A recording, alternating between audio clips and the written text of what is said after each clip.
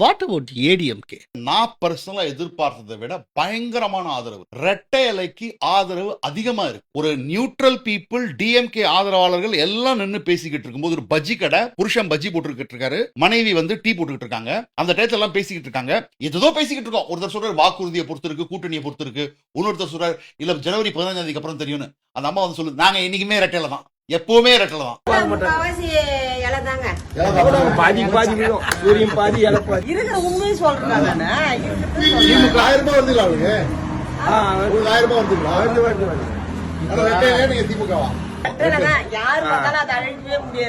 இது எவிடன்ஸ் இருக்கு. அவங்க திடீர்னு ஸ்பிரிங் பண்றாங்க அதிமுக.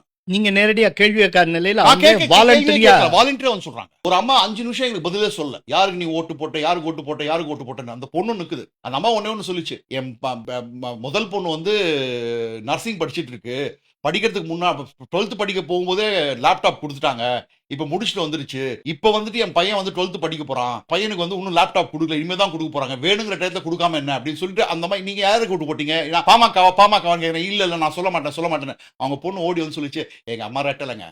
ஓ அக்கா, போன தேர்தல் யாருக்கு ஓட்டு போட்டீங்க? நான் போன தேர்தலுக்கு போட்டோம். யாருக்கு போட்டீங்க சொல்லுங்க. என்ன ஐயா ரெட்டலை தான் போட்டாங்களா?